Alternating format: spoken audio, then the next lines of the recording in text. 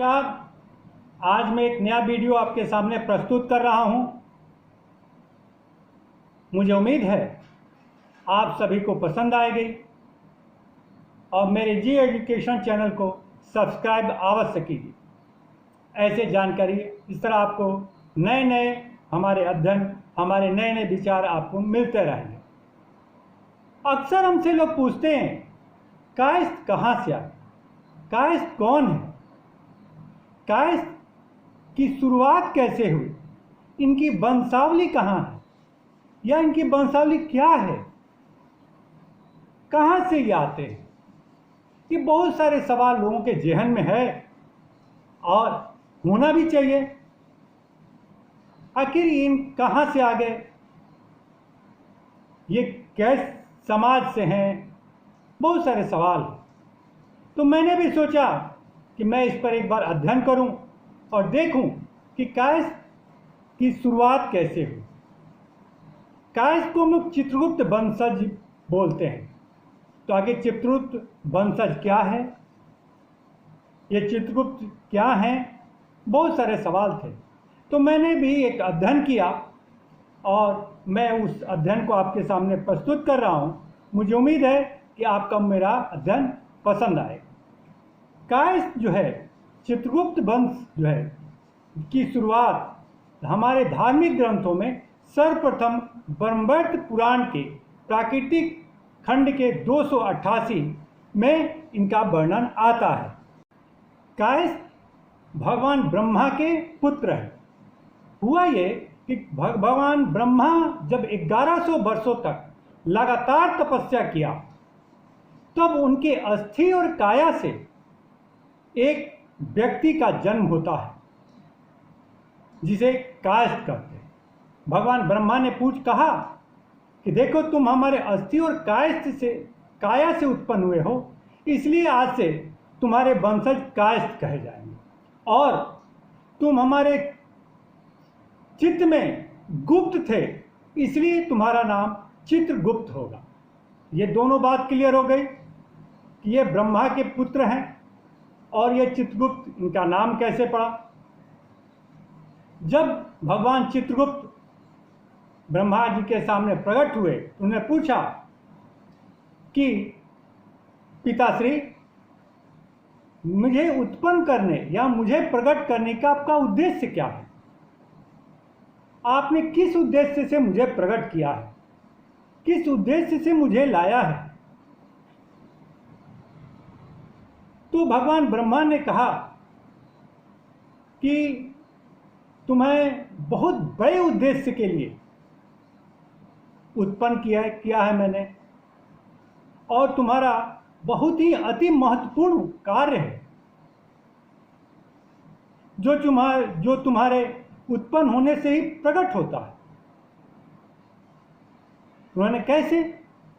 तो जब भगवान चित्रगुप्त प्रकट हुए या चित्रगुप्त भगवान का अवतरण हुआ भगवान ब्रह्मा के अस्थि और काया से, तो चित्रगुप्त भगवान के एक हाथ में दवात और कलम थी और दूसरे हाथ में कागज था और कमर में तलवार लटकी हुई थी।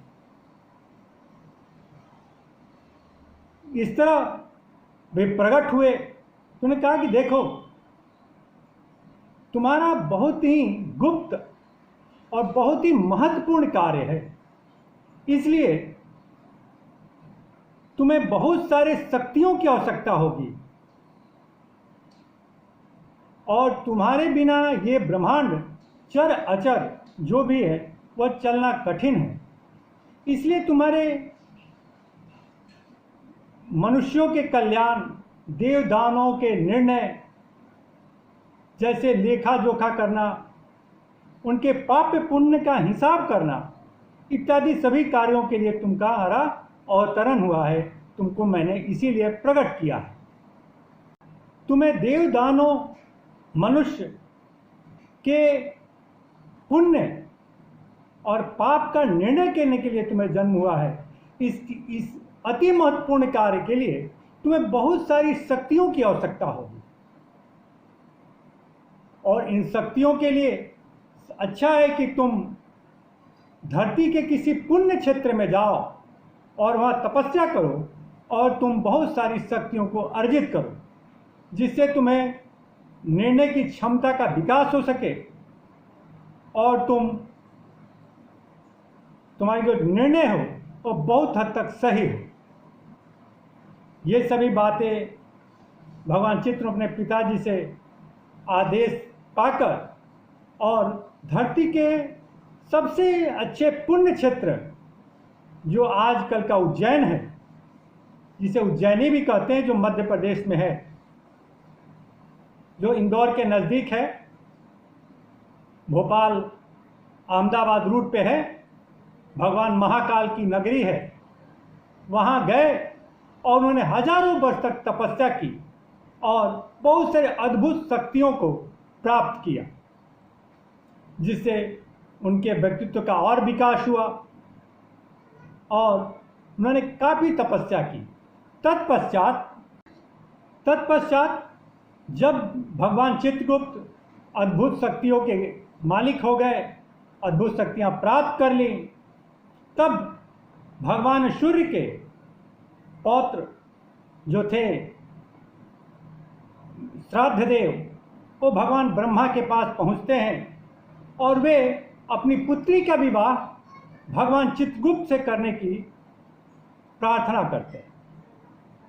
भगवान ब्रह्मदेव इस बात को मान भी लेते हैं और अपने पुत्र चित्रगुप्त की शादी श्राद्धदेव की लड़की सुदक्षिणा यानी नंदिनी से करने के लिए आज्ञा दे देते हैं। भगवान चित्रगुप्त ब्रह्मदेव अपने पिता की आज्ञा का पालन करते हुए उनसे शादी भी कर लेते हैं। नंदिनी से शादी के पश्चात उन्हें 4 पुत्र रत्न की प्राप्ति होती है। इसी तरह कुछ समय बीतता है, तब महर्षि जो भगवान चित्रगुप्त के लिए सुशर्मा जी जो ऋषि होते हैं, वे भगवान ब्रह्मा के पास पहुंचते हैं और वे कहते हैं कि महाराज, मेरी लड़की की भी शादी आप भगवान चित्रगुप्त से करने की आज्ञा प्रदान करें। भगवान ब्रह्मा मान लेते हैं और उनकी शादी सुशर्मा की लड़की सुभावती की शादी भगवान चित्रगुप्त से हो जाती और उस सुभावती से भी भगवान चित्रगुप्त को 8 लड़के होते हैं। इस तरह भगवान चित्रगुप्त के 12 लड़के होते हैं। मेरी वीडियो कुछ लंबी हो रही है, इसलिए इसकी बाद की जो मेरा अध्ययन है वह मैं इसके अगले एपिसोड में आपको बताऊंगा।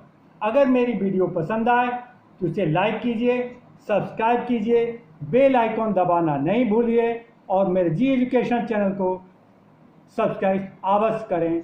नमस्कार, धन्यवाद।